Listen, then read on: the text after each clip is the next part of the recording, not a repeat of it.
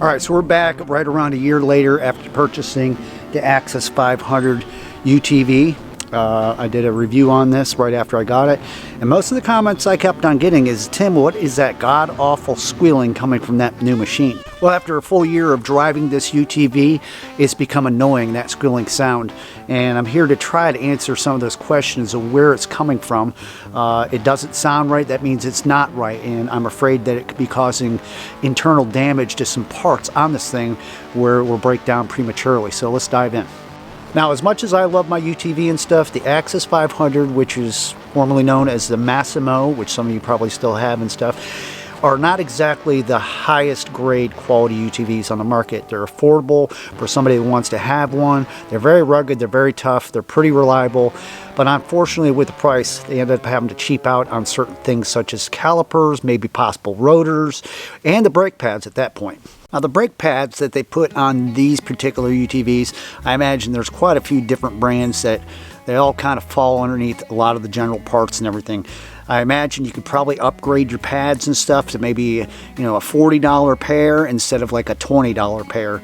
But we recently talked to a mechanic that works at a dealership that sells these things, and they gave us kind of a little bit of an insight of what we might want to try that may help or even rid us of that awful squealing noise. Now, this particular UTV, the Access 500, is equipped with 5 rotors. Okay, that means there's 5 different sets of brake. You got rotor on the front right and left with brake pads, as well as on the back is the same thing, and then you have an e-brake, and I'll show you that. All right, I have the bed lifted on the back of the Access 500 UTV.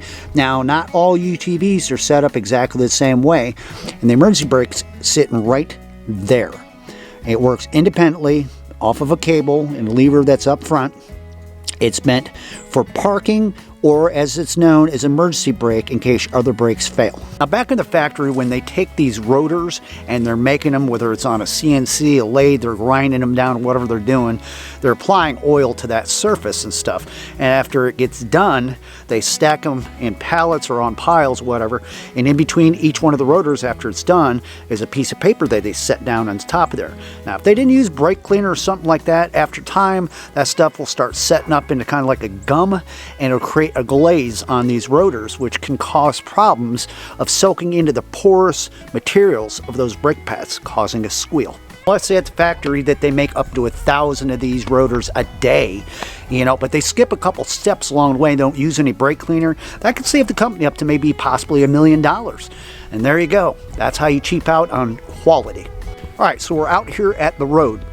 What we're going to try is something the local mechanic that works at the dealership that sells these and services these things told me to give it a try. We're going to bring a UTV out here on the road. We're going to take it down a little ways. We're going to put it in reverse and hit the gas and get it going and get on those brakes nice and hard at least 2 or 3 times, hopefully reversing that glaze effect that was put on here already out of the box from the factory, and possibly clean that off of the rotor.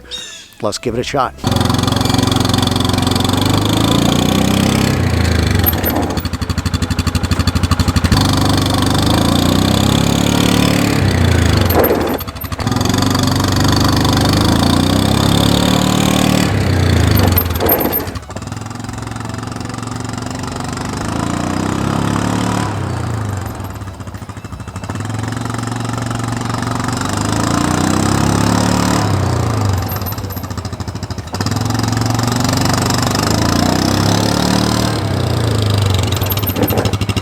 All right, you just saw me do that up and down the road. I had to done it probably about 8 or 9 times and full speed in reverse and getting down on them brakes trying to clean that glaze off there.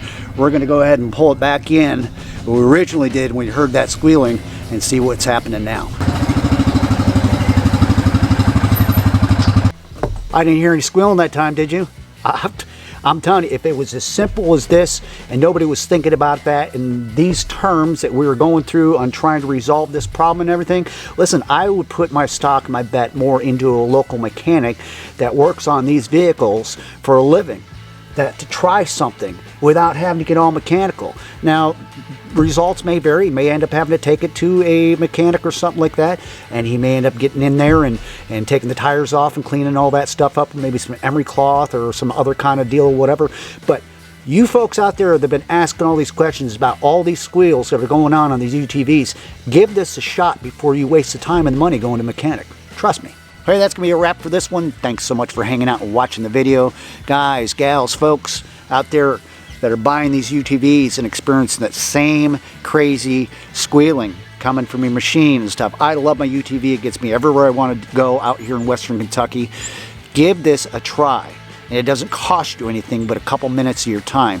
But the key ticket to doing this kind of method to try to get rid of that god-awful squealing is you got to have it out on the road, and you got to put it in reverse, and you got to get on that thing like you mean it. And then get on those brakes just as hard.